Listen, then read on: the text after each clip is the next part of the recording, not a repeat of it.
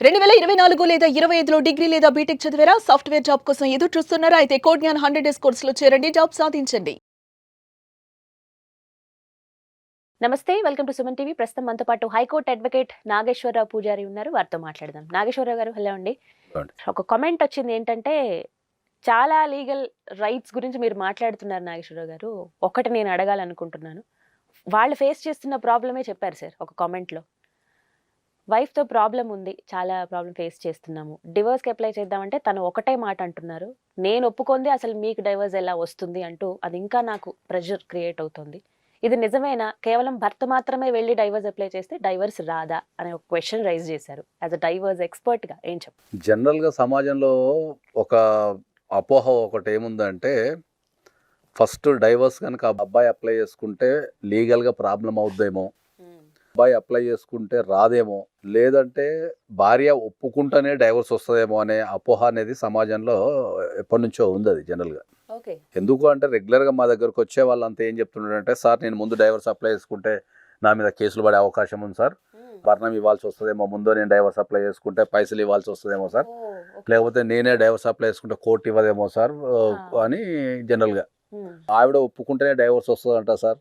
ఆమె డైలాగ్ కొడుతుంది సార్, నేను ఒప్పుకుంటే నీకు డైవర్స్ వస్తుంది, నీకెవరు డైవర్స్ ఇచ్చేది, నేను ఒప్పుకోను అని చెప్పి అంటుంటుంది సార్ అది కూడా అదే అంటుంటారు జనరల్గా. ఇక్కడ ప్రధానంగా అర్థం చేసుకోవాల్సింది ఏంటంటే, డైవర్స్ అనే పదం ఏదైతే ఉంటుందో అది చట్టంలో రాసేటప్పుడే, దానికి మన హిందూ మ్యారేజ్ యాక్ట్లో రాసేటప్పుడే భార్య భర్త అనే పదం ఉపయోగించలే, వైఫ్ అండ్ హస్బెండ్ అనే పదం ఉపయోగించలే, దాన్ని స్పౌజ్ అనే పదం ఉపయోగించారు. సో డైవర్స్ అనేది ఏంది? జనరల్గా డైవర్స్ అంటే ఏంది?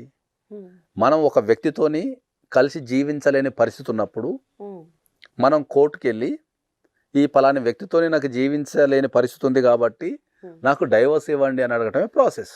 ఓకే, అవును. దాంట్లో ఆడవాళ్ళు కావచ్చు, మగవాళ్ళు కావచ్చు, ఎవరైనా, భార్యైనా భర్తైనా, ఒక ఇద్దరు వ్యక్తులు కలిసి జీవించలేని పరిస్థితి ఉన్నప్పుడు, లేకపోతే ఎవరైతే మనం మ్యారేజ్ చేసుకున్న వ్యక్తితోని మనం కలిసి జీవించలేని పరిస్థితి ఉన్నప్పుడు మనం కోర్టుకి వెళ్ళి, అయ్యా ఈ వ్యక్తితో నేను కలిసి జీవించే పరిస్థితి లేదు నాకు అని చెప్పి మనం కోర్టులో సబ్మిట్ చేసుకోవడాన్ని డైవర్స్ అంటాం. మనం అత్యంత సాధారణ భాషలో. ఒక వ్యక్తితో కలిసి ఉండగలుగుతామా? కలిసి ఉండలేమా? కలిసి ఉండలేము. అరే ఈ వ్యక్తితో కలిసి ఉండలేను, ఈ వ్యక్తితో కలిసి ఉండడం వల్ల ఈ ఇబ్బందులు ఉన్నాయి, లేకపోతే అవి అవుతున్నాయి, లేకపోతే నన్ను హరాస్మెంట్ చేస్తున్నారు, దాని మీద మనం డైవర్స్కి వెళ్ళిపోతాం. సో ఒక కోర్టు డైవర్స్ అనేది ఒక అమ్మాయి ఒప్పుకుందానో, ఒక అమ్మాయి ఒప్పుకోలేదనో అభిప్రాయం మీద కోర్టు ఎప్పటికీ డైవర్స్ ఇవ్వదు. డైవర్స్ కోర్టు ఎట్లా శాంక్షన్ చేస్తుంది, లేకపోతే డైవర్స్ అనే ఆర్డర్ కోర్టు ఎట్లా పాస్ చేస్తుంది అంటే, నువ్వు కోర్టుకి ఒక గ్రౌండ్స్, అంటే ఒక డైవర్స్ అప్లై చేసుకోవడానికి గ్రౌండ్స్ ఉంటాయి.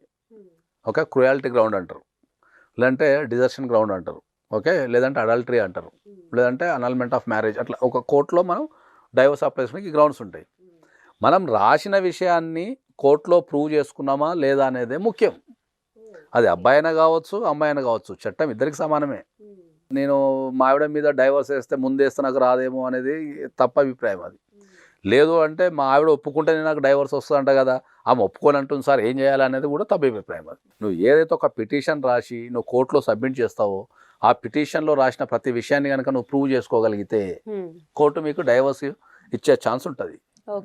మీ వ్యక్తిగత అభిప్రాయాలను చెప్పే హక్కు ఉంటుంది తప్ప, మీ వ్యక్తిగత అభిప్రాయాలని కోర్టు పరిగణలోకి తీసుకొని ఒక ఒప్పుకోకపోవడం దాని మీద మాత్రం జడ్జిమెంట్ ఇవ్వరు. ఎవరైనా కూడా జనరల్ ఒక కామన్ లాజిక్ ఏంది, మగవాడు పోయి కోర్టులో డైవర్స్ వేసుకుంటే ఎక్కడైనా కూడా ఏ భార్య అయినా కూడా నేను డైవర్స్ ఇవ్వననే చెప్తుంది.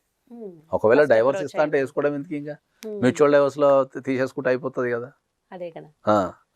కాబట్టి మీరు ఎప్పుడైనా కూడా ఒక వ్యక్తి కనుక డైవర్స్ వేసుకోవాలి అంటే ఆడ మొగ అనేది ఏం లేదు, మనం కలిసి జీవించగలుగుతామా, కలిసి జీవించలేమా. సో ఉన్నవన్నీ కూడా అపోహలు మాత్రమే. అవి అపోహలే, అవి చట్టంలో ఎక్కడ కూడా ముందు అప్లై చేసుకోవద్దు. చాలా మంది ఏంటంటే, అమ్మో నేను ముందు అప్లై చేసుకుంటే నాకు ఎక్కడ ప్రాబ్లం అవుతుందో, లేకపోతే నేను ఎక్కడ పైసలు కట్టాల్సి వస్తుందో అని, లేదంటే చాలా మంది ఓకే నేను అప్లై చేసుకుంటే మా భార్య ఇవ్వనంటుంది కదా, రాదేమో అనే ఊహతోని ఆ హరాస్మెంట్ భరిస్తూ వాళ్ళు డైవర్స్ అప్లై చేసుకోకుండా అలానే ఉండిపోతారు. అలానే ఉండిపోయి మెంటల్ డిప్రెషన్కి, తర్వాత ఆరోగ్యాలు ఖరాబ్ చేసుకోవడము, కెరియర్లో ఎదుగుదల ఉండదు వాళ్ళకు. ఇలాంటి సందర్భాలు చాలా ఉంటాయి.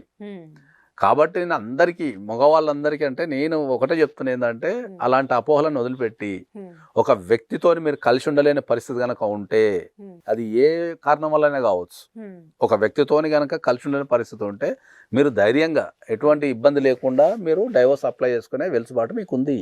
కానీ సరే ఒకవేళ ఇప్పుడు భార్య వైపు ఏ తప్పు లేదనుకోండి, తనే కావాలని ఇంటెన్షనల్ గా ఇలా వచ్చి చేస్తున్నాను, అవి కూడా ఉంటాయి, అలాంటి కేసెస్ కూడా ఉంటాయి. అవును, ఇప్పుడు భార్య వల్ల తప్పు లేదు, మనం కావాలని మనం డైవోర్స్ వేసుకున్నాం అనుకుందాం, ద కోర్ట్ విల్ డిసైడ్. ఇప్పుడు వేసిన ప్రతి డైవోర్స్ లో డైవోర్స్ వస్తున్న గ్యారంటీ ఏం లేదు. ఓకే, మనం ఒక పిటిషన్ని డైవోర్స్కి సంబంధించి ఒక పిటిషన్ని మనం కోర్టులో సబ్మిట్ చేసినప్పుడు కోర్టు ఆ పిటిషన్లో రాసిన అంశాలన్నీ ప్రూవ్ చేసుకోవాల్సిన బాధ్యత మన పైన ఉంటుంది. కాబట్టి అవి కనుక ప్రూవ్ చేసుకుంటే డైవోర్స్ ఇస్తుంది.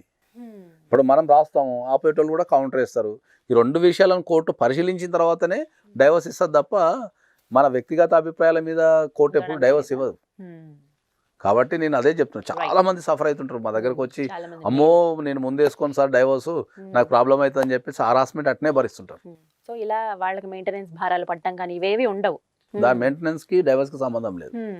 సో మనం పర్టికులర్ గా భరణం కానీ మెయింటెనెన్స్ కానీ ఇది మళ్ళీ అది వేరే టాపిక్. అది ఇక్కడ మనం ఓన్లీ మాట్లాడుతున్నాము, ఒక మగ వ్యక్తి గనక డైరెక్ట్ గా వెళ్ళి డైవోర్స్ అప్లై చేసుకుంటే వస్తుందా రాదా అనేది ఫస్ట్ క్వశ్చన్.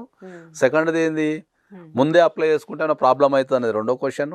మూడోది ఏంది, భార్య ఒప్పుకుంటేనే డైవోర్స్ వస్తుంది అని మూడో క్వశ్చన్. ఈ మూడు తప్పుడు అభిప్రాయాలే. ఒక వ్యక్తి నీకు నచ్చనప్పుడు, ఒక వ్యక్తి వల్ల నువ్వు ఇబ్బంది గురవుతున్నప్పుడు మీరు ధైర్యంగా వెళ్ళి మీరు డైవోర్స్ అప్లై చేసుకోవచ్చు. రైట్ సార్, ఒక క్లారిటీ అయితే ఇచ్చారు. థ్యాంక్ యూ సో మచ్ అండి.